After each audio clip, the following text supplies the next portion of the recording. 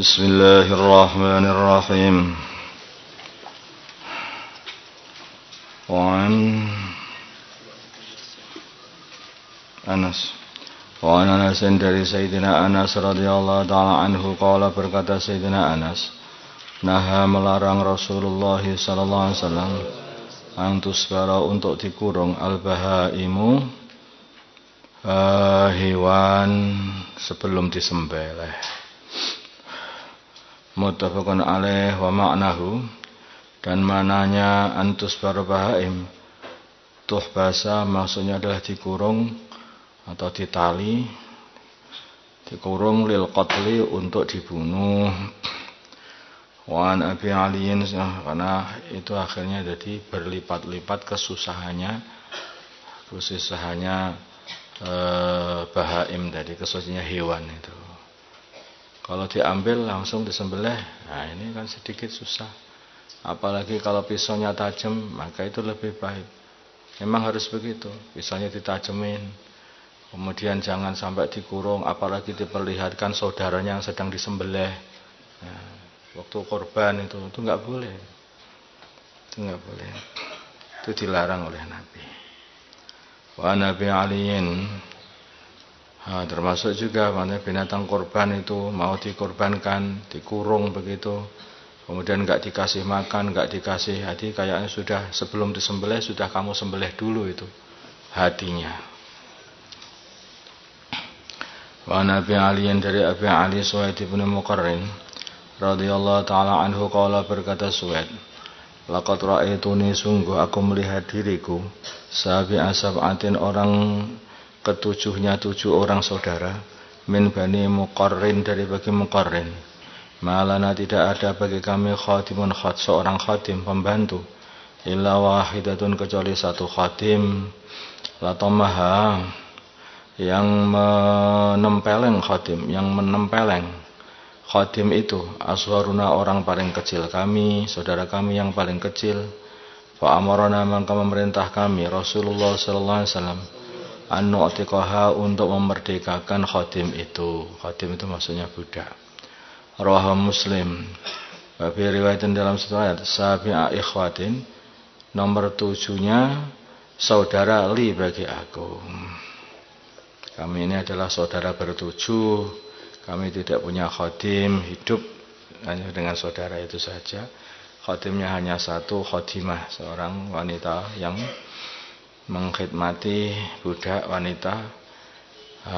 Tetapi suatu kali itu saudara kami yang paling kecil itu menempelengnya langsung oleh Nabi, merdekakan saja.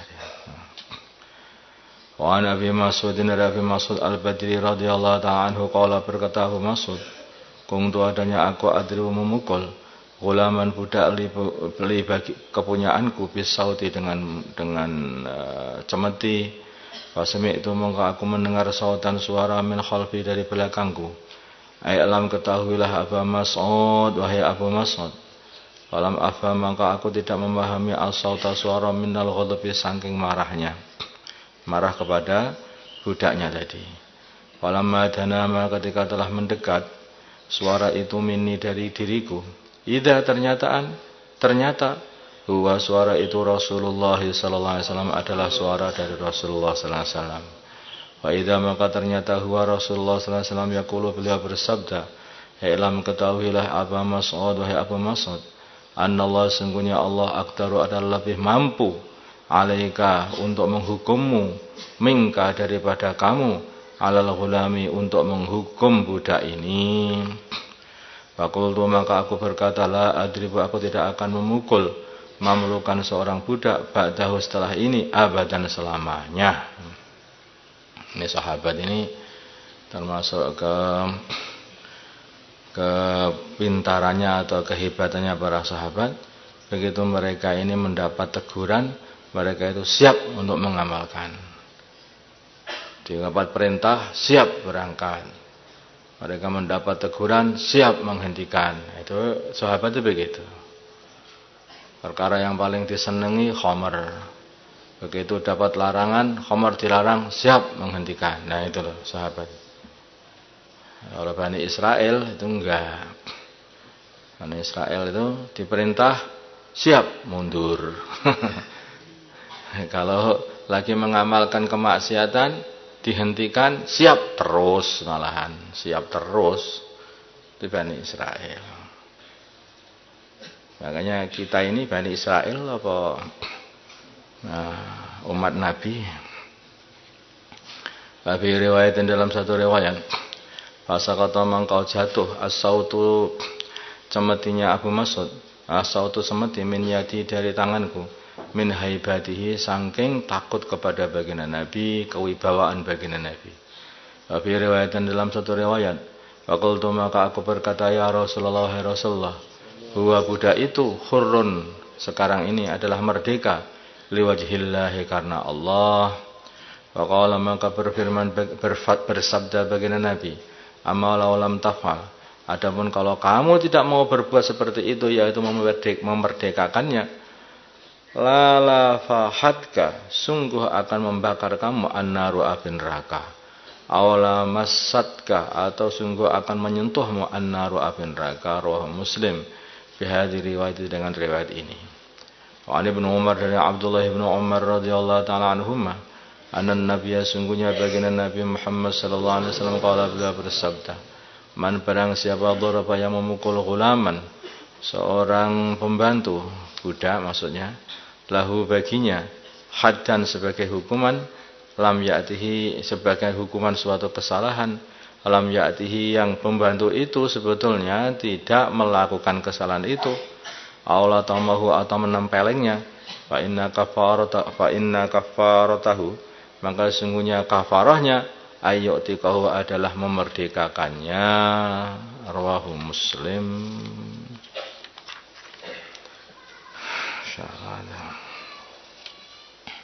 Hari ini yang enggak ada budak, tapi pekerja-pekerja, orang-orang bawahan banyak. Di antara bawahan-bawahan kita kan banyak. Namanya manusia itu dalam hidup bermasyarakat itu ada atasan, ada bawahan. Selalu saja itu orang atasan itu mandor, itu kadang-kadang ya juga sampai menempiling kuli-kulinya, kan? Ya begitu. Pembantu-pembantunya, seorang orang yang dibantu juga akan memarahi orang yang membantu. Orang yang punya tanah juga akan memarahi orang yang bekerja di tanahnya. Seorang pabrik, ya, itu yang punya pabrik atau yang punya perusahaan juga akan memarahi anak buahnya. Itu sudah jadi biasa. Maka hati-hati jangan sampai perkara ini menjadikan, termasuk juga bapak ke anaknya, juga guru ke santrinya. Hal seperti ini jangan sampai kita ini sampai memukul, usahakan. Jadi memukul itu enggak boleh, sama Nabi itu enggak boleh. Apalagi bagian wajah. Itu tidak boleh. Memukul itu enggak boleh berwajah.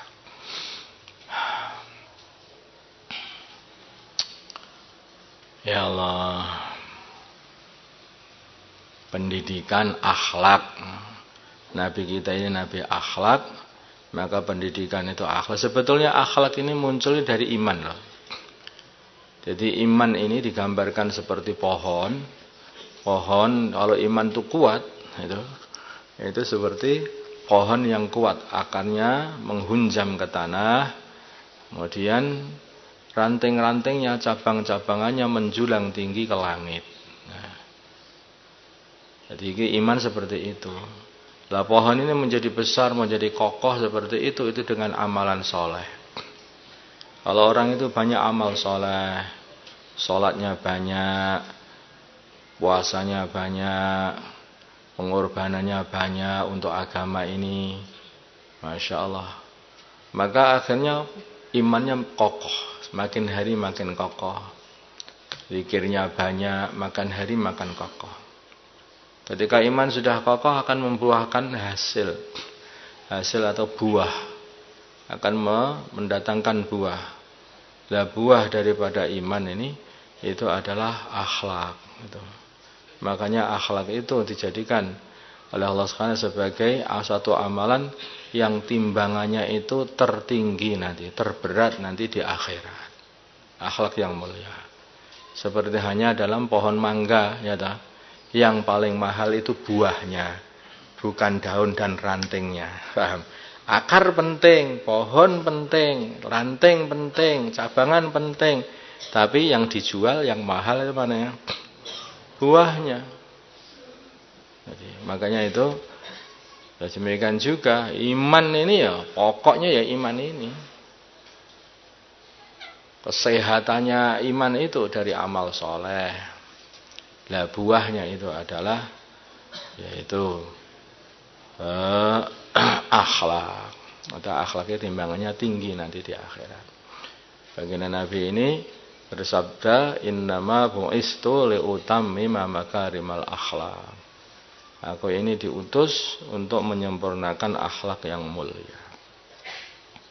Allahumma salli ala Sayyidina Muhammad wa ala Sayyidina Muhammad wa salli ala Sayyidina Ibrahim wa ala ali Sayyidina Ibrahim wa barik ala Sayyidina Muhammad wa ala ali Sayyidina Muhammad wa barakta ala Sayyidina Ibrahim wa ala ali Sayyidina Ibrahim fil alamin innaka Hamidum Majid. اللهم ارحم أمة سيدنا محمد اللهم اغفر لأمة سيدنا محمد اللهم أصلح أمة سيدنا محمد اللهم ألف بين قلوب أمة سيدنا محمد اللهم انصر أمة سيدنا محمد اللهم عصم سلطانا نصيرا وصلى الله على سيدنا محمد النبي الأمي وعلى آله وصحبه وسلم والحمد لله رب العالمين.